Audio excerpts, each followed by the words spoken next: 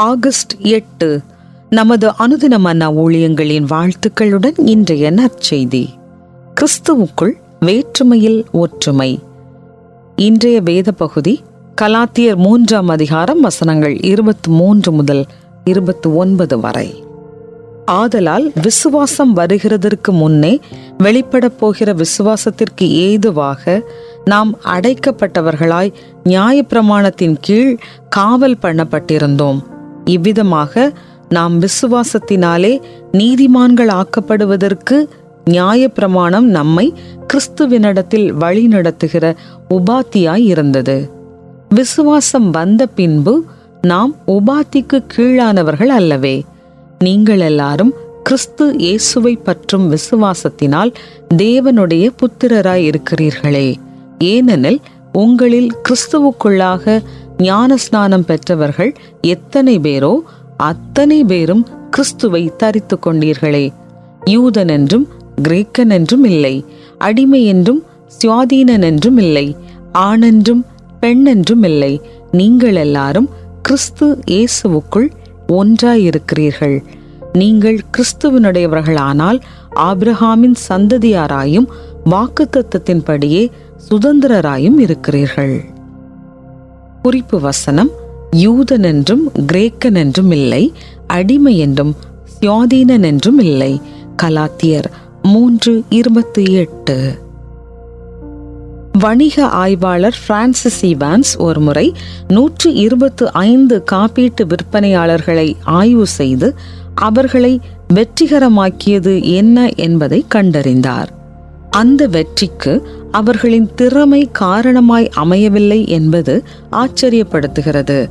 மாறாக வாடிக்கையாளர்கள் அரசியல், கல்வி மற்றும் வாழ்க்கை தரம் ஆகியவற்றில் தங்களோடு சரி நிகராய் இருப்பவர்களிடமே காப்பீடு எடுத்துக்கொள்ள விரும்புகின்றனர் என்பது கண்டறியப்பட்டுள்ளது. அறிஞர்கள் இதை ஹோமோஃபிலி என்று அழைக்கின்றனர். அதாவது நம்மை போல் இருப்பவர்களை விரும்பும் போக்கு என்று அர்த்தம். நம்மை போன்ற சிந்தை கொண்டவர்களை விரும்பும் போக்கானது திருமணம் மற்றும் சிநேகிதர்களை ஏற்படுத்திக் கொள்வது போன்ற செய்கைகளிலும் பிரதிபலிக்கிறது. ஆனால் அது போன்ற சிந்தை ஆபத்தானது.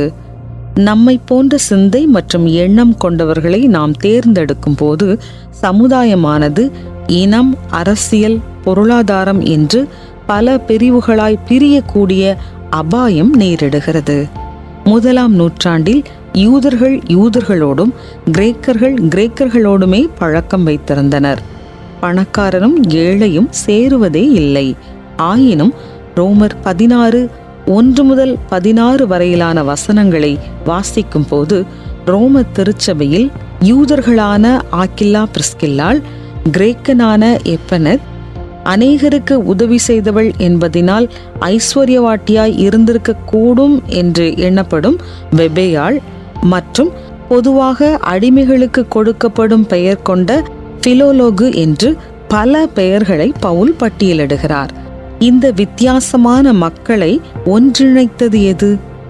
யூதன் என்றும் கிரேக்கன் என்றும் இல்லை, அடிமை என்றும் சுயாதீனன் என்றும் இல்லை என்னும் இயேசுவே அவர்களை ஒன்றிணைக்கிறார். நம்மை போன்ற சுபாவம் கொண்டவர்களோடு வாழ்வதும் திருச்சபைக்கு செல்வதும் இயல்பானது.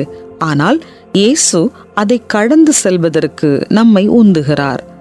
பல பிரிவுகளினாலே பிளவுபட்டிருக்கும் உலகத்தில் வித்தியாசமான மனிதர்களை ஒரே குடும்பத்தின் அங்கத்தினர்களாய் கூட்டிச் சேர்க்கிறார். உங்களிலிருந்து வேறுபட்ட மக்களை நீங்கள் எவ்வாறு சந்திக்கப் போகிறீர்கள்? உங்களுக்குள் இருக்கும் இனம் மற்றும் பொருளாதார வேறுபாடுகளை நீக்க எவ்விதம் முயற்சி செய்ய போகிறீர்கள்? அன்பான இயேசுவே, உடைந்து போன எங்கள் உலகத்தை ஒன்றாக்க கிரியை செய்வதற்காய் உம்மை துதிக்கிறேன்.